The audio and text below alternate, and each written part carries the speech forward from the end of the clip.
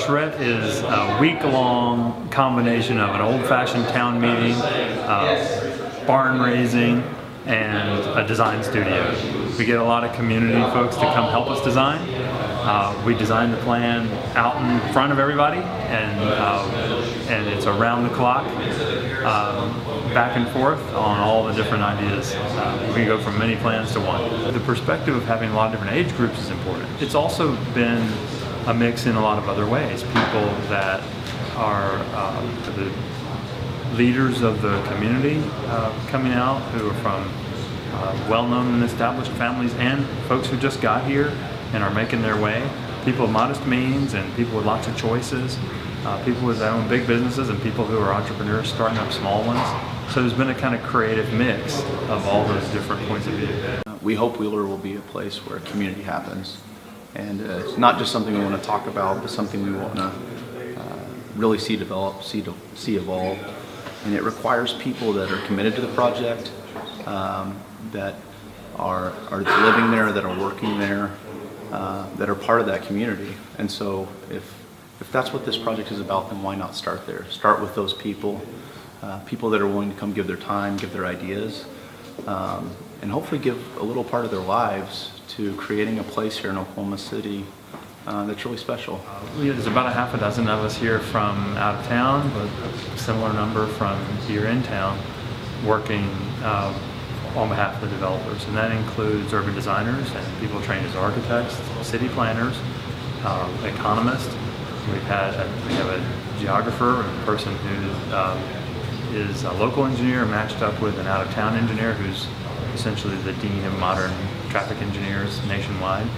So we get all those experts together, and we have been going back and forth. That way the plan will reflect the best thinking from all their professions rather than just one. Really what we're seeing is a very broad market. Now, it's I won't say that it's the general market. I mean, clearly there's a bunch of people that are going to continue to want to live north and farther south and west and east. There's people that are going to want to live on larger lots or live on some land.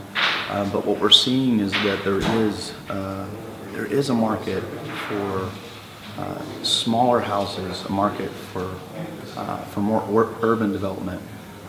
We're seeing a lot of millennials, a lot of 25 to 34-year-olds with families, but we're also seeing, people that are boomers that are getting into their later years that want a place where they can walk. They want a place where they can experience what the city has to offer, where they can be close to downtown and all the activity in the Core Shore area, and where they can get all of that without having to make every trip by car. What we did on the first night was 24 groups of people that were gathered around small tables, and they each had their own map and they made their own plan. They came back with their own list of their top ideas. And then what we did the next day was we created a kind of amalgam plan that started combining them. We said, table 6 had the same idea that table 7 did. Let's put those on the map. And we just transcribed from those the big themes and even geometric ideas that were coming up over and over. And that started a kind of first draft sketch. And then we stood back and we looked at that and said, okay, what kind of urban pattern does that suggest? Where should the main street be? What should it be like when we arrive? How will we know when we've arrived at the right center of it? And detailed questions. Where does the Ferris wheel go, for example? It'll start in phases, so it'll look small at first, but hopefully continue to grow over time. And as we grow into the plan, I think you'll really begin to see these individual elements of the plan come to life. And as that happens, ultimately, some version of what we're putting out there tonight, some version of that will come to life in time. It's going to take, 4 or 5 years to begin getting our feet on the ground, getting people there, getting people moved in. We expect that as early as 2016 we could have our first residents in Wheeler, but it won't be a complete plan. It'll grow over time. It could take 5, 10, 15 years, and then you'll really start to see a complete community where all the land's built out and it's really thriving. But we think we're going to have a special place in a shorter time frame than that as the people come online and we're able to create places that people enjoy. I have to say, this is the very first time I've ever had a developer client who came to me and said, my brother bought a Ferris wheel on eBay. We need to find a really exciting place to locate it. And why not? What a great thing. It's an instant landmark once they get it out of the box and they bolt it together. It'll be visible in the skyline. It's beautiful. And it'll make an instant landmark. So we spent time thinking about 5 or 6 different locations all around the riverfront and elsewhere where you could position that. And I think we found the sweet spot because it'll be really beautiful from I-40, it'll be beautiful from the Western Avenue Bridge, beautiful from downtown. You'll go up in the gondolas on the Ferris wheel and you have a spectacular view of the Devon Tower and the rest of the skyline over the river. So that's really going to be nice. Yeah, right now it looks like the first development will happen on the west side of Western, which is the old Air Park side. We have a location picked out where we think the Ferris wheel will go that we're going to talk about tonight at the meeting. And then really look to begin creating the combination of multifamily options, apartments, townhomes, as well as single-family lots.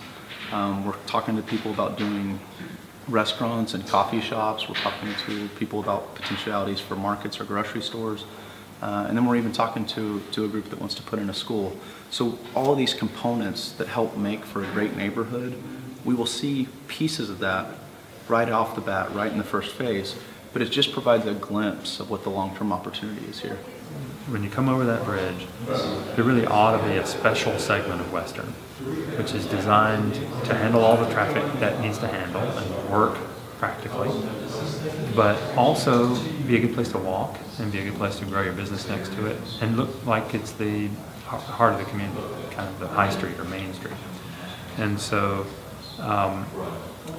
exactly how you do the geometry of the traffic lanes and how you make the intersection designs doesn't have to be figured out on the first day, but we have a first crack at it, and I'm pretty excited about it because what it would mean is that for 1,000 feet or so as you move along Western Avenue, you'd be going through a really great urban, proud Main Street experience. To see people in Oklahoma City respond in that way was really appreciated. And then pride in Oklahoma City. I'm proud of who Oklahoma City is, where it's been and where it's going. And to get to bring consultants in from out of town and for them to be astounded at the types of people that are at the meeting, the types of ideas they're hearing, taking them to live on the plaza on Friday night and showcasing this culture, this vibe, the spirit that's in this community. It's really exciting. So I'm playing one role in that. My background's in planning and urban design, and through some combination of history and family and everything else, I get to wear the hat that I'm wearing today as developer. But this process is really more about creating space for so many creative people, inspiring people that are already here in Oklahoma City to be a part of collaborating to create something special.